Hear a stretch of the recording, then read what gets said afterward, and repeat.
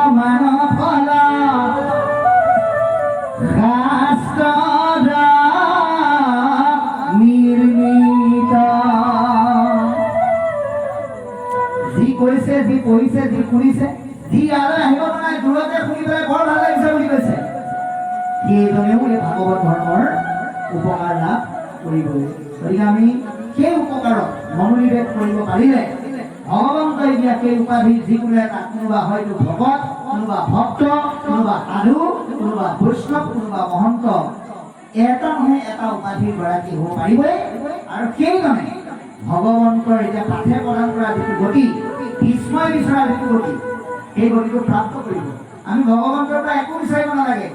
এতিয়া বিস্ময় ভগৱন্তক ওচৰতে পাই পেলাই সাদৃশ্য, সাদৃশ্য, সামূৰ্য, হাৰিত্য, বান বা নিৰ্বাণ, পাঁচটা মুকুটিৰ এটা হ'লেও বিচাৰিব পাৰিলে, কিন্তু নিবিচাৰিলে। কি বিচাৰিলে? জন্মে জন্মান্তৰে যাতে তোমাৰ চৰণৰ পৰা, তোমাৰ চৰণ সেৱাৰ পৰা যাতে বঞ্চিত হ'ব লগা নহয়, সেইকণ কৃপা কৰা। গতিকে আমিও ভগৱন্তৰ পৰা সেইটোৱে বিচাৰিব লাগে। কি বিচাৰিব লাগে? হে ৰাম কৰ্ম ফলে জীৱা জন্ম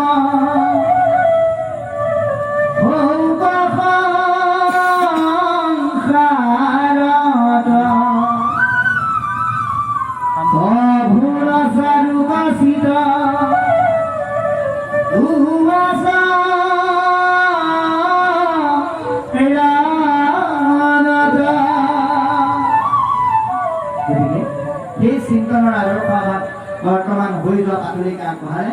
ইয়াৰ পিছত আমাৰ বাপজনাই কিছু কথা ক'ব আৰু পাঠ হ'ব। কৃষ্ণ কৃষ্ণ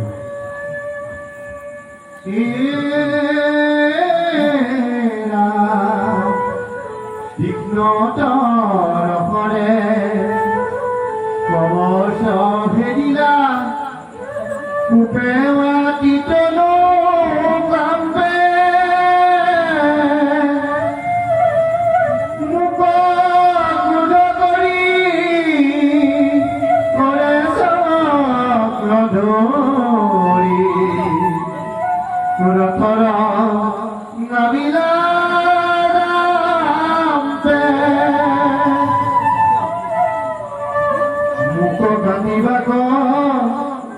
বেগে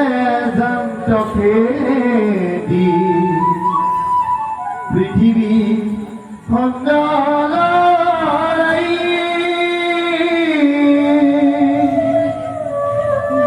মোৰ জোনে পদত ধৰন্ত ক্ৰোধত চলন্ত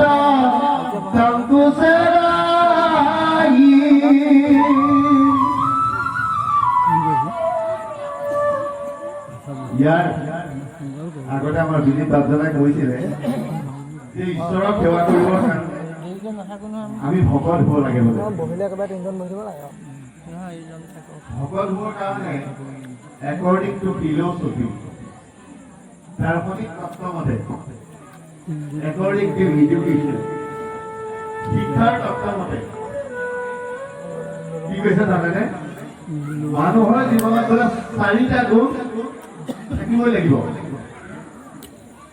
এই 4টা গুণ প্ৰথমতে আহিব লাগিব, তেতিয়াহে বোলে ভকত হ'ব পাৰিব, তাৰ পিছতহে হ'ব পাৰিব। 1 নম্বৰ হৈছে 4টা এছ। মই 4টা এছৰ কথা কম। এছ 4টা এছৰ 1 নম্বৰ এছটো কি? শৰীৰ। এই শৰীৰটোক আমি শুদ্ধভাৱে ৰাখিব লাগিব। এতিয়া শৰীৰটোক শুদ্ধভাৱে কেনেকে ৰাখিব? বিজ্ঞানে কি বুলি কৈছে? শৰীৰটো কেনেকৈ শুদ্ধ হ'ব? আমি এই জলৰাশিৰ পৰা আকাশৰ সূৰ্যৰ তাপত পানী বাষ্প হৈ উৰি যায়, আকাশত বৰষুণৰ সৃষ্টি হয়, বৰষুণ পৃথিৱীত পৰাই, তেতিয়াহে শস্য হয়। আপুনি যিমানেই কৃত্ৰিম পানীৰ সৃষ্টি নকৰক, বৰষুণ পৰিবই লাগিব। সেই বৰষুণ পৰাৰ পিছত শস্য সৃষ্টি হয়, সেই শস্য ঘৰলৈ অনাৰ পিছত খাদ্য হয়। সেই খাদ্যই গৈ পেটত গৈ ৰস হয়, ৰসে গৈ ৰক্ত হয়, ৰক্ত গৈ মেদ হয়, মেদে গৈ মজ্জা হয়, মজ্জাই গৈ অস্থি হয়, অস্থি হয় শুক্ৰ হয়। সেই শুক্ৰ নাৰী গৰ্ভত প্ৰৱেশ কৰি 9 দিন থাকি পেলাই সন্তান প্ৰসৱ হয়। চাওক শৰীৰ সৃষ্টি হ'লে ভাগৱতে যি কৈছে বিজ্ঞানে সেই কৈছে। প্ৰথমতে শৰীৰটো শুদ্ধ কৰিবৰ কাৰণে আপোনাৰ খাদ্য সংস্কাৰ কৰিব লাগিব। যদি আপোনাৰ খাদ্য শুদ্ধ নহয়, শৰীৰ শুদ্ধ কেতিয়াও নহয়। আপুনি যি খাদ্য খাব, মুখেৰে চুবাব, ৰস হৈ পেট পাব আৰু সেইখিনি ব্লাডৰ লগত গুচি যাব। কলৈ? দেহৰ প্ৰতিটো অংগলৈ। আপুনি সাৰিব নোৱাৰিব। এজনে কৈছে,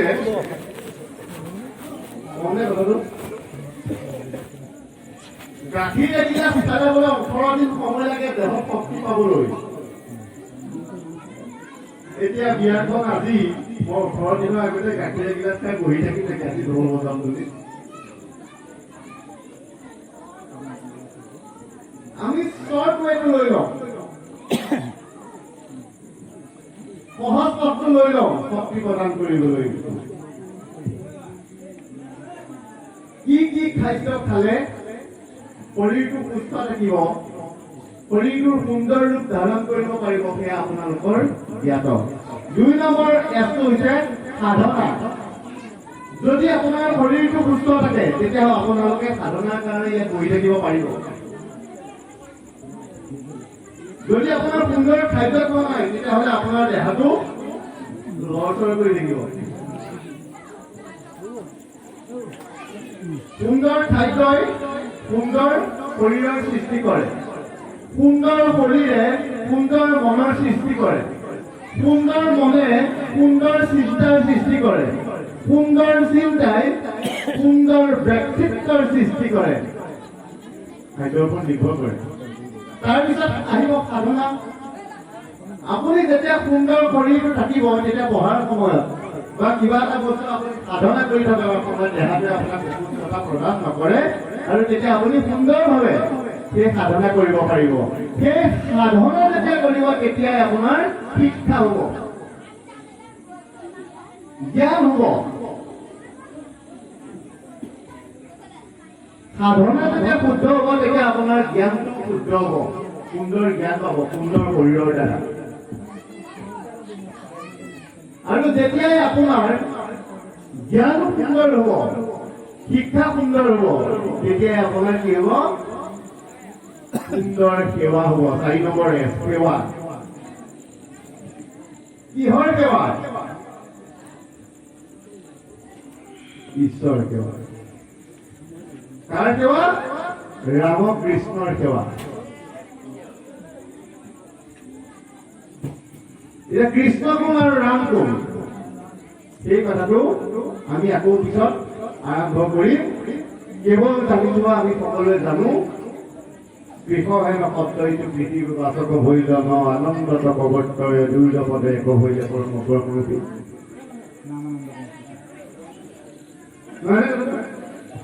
কৰ্ষণ হ'ব লাগিব। তাৰ সৈতে হৃদয়ত ঈশ্বৰৰ নামৰ সৈতে। হে বাবা সমস্ত, হে যুৱক যুৱতী সমস্ত, আপোনালোকে যিটো অৰ্থত বাস্তৱিক এই বাহিৰৰ জগতখনত সুখ বুলি ভাবিছে, সেইটো প্ৰকৃততে সুখ নহয়। আপুনি ভাবিছে গাড়ীখনত এচি লগাই ঘূৰি ফুৰিলে আপুনি আনন্দ পাব, নাপায়, টেনচনতে থাকিবই। আপুনি ভাবিছে আজি ঘৰটোত বনাই পেলাই আপুনি আৰামত শুবলৈ পাম বুলি, নাপায় আপুনি শুবলৈ। আপুনি ভাবিছে ডাঙৰ চাকৰিটো হ'লে আপোনাৰ সুখ হ'ব বুলি, নহয় সুখ। ময়ো সৰুতে ভাবিছিলো, এই বিনীত সৰুতে মই চাইকেলত উঠাই লৈ ফুৰাইছিলো বৰগীত গাই গাই। তাক লৈ ফুৰাবলৈ অকণমান দিগদাৰ পাইছিলে, ঈশ্বৰে তাক তেনেকে সৃষ্টি কৰিছে, কিন্তু মই তাক এৰা নাছিলো। বোলো বিনীত গ'ল, মোৰ বৰগীত গোৱা মোৰ ঘৰত ৰাখি শিকাইছিলো। আজি বিনীত বসনে চিন্তা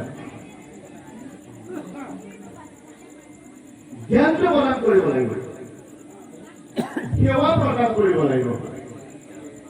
যদি আপোনাৰ জ্ঞানটো আৰু সেৱাটো শুদ্ধ নহয়, তেতিয়াহ'লে মই যেনেকৈ সৰুতে ভাবিছিলো, গাড়ীত বহি যোৱা মানুহসকল বৰ সুখী, ডাঙৰ ডাঙৰ বিল্ডিঙত থকা মানুহসকল বৰ সুখী, ডাঙৰ ডাঙৰ চাকৰি কৰা মানুহসকল বৰ সুখী নহয়। বা সমস্ত ঠাই সমস্ত সুখী কোনসকল জানে?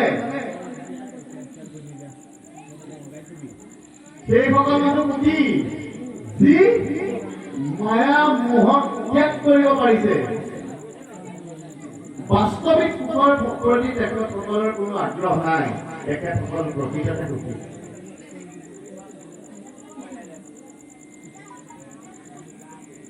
ব্ৰহ্মচৰ্য 25 বছৰলৈকে ল'লো, গৃহস্থ আৰু 25 বছৰ ল'লো, বানপ্ৰস্থ আৰু 25 বছৰ ল'লো, সন্ন্যাস তাৰ পিছত 25 বছৰ, 100 বছৰ সম্পূৰ্ণ। কেনেকৈ পালে? প্ৰথমতে মানুহৰ প্ৰকৃত জীৱন বোলে 25 বছৰ। ব্ৰহ্মচৰ্য ব্ৰহ্ম দেহাটোত 25 বছৰে মোৰ বছৰ আছিলে। এতিয়া মই অকণমান কাহিনীৰ মাজেৰে কৈ দিছো। এই 25 বছৰ হোৱাৰ পিছত ক'লে মই শিক্ষা দীক্ষা লৈ মেলি শেষ হৈছেহে। শিশুকালটো ঠেলি ধৰি থাকোঁতেই গ'ল। হে প্ৰভু মোক অলপ বঢ়াই দিয়ক জীৱনটো। তেনেকুৱা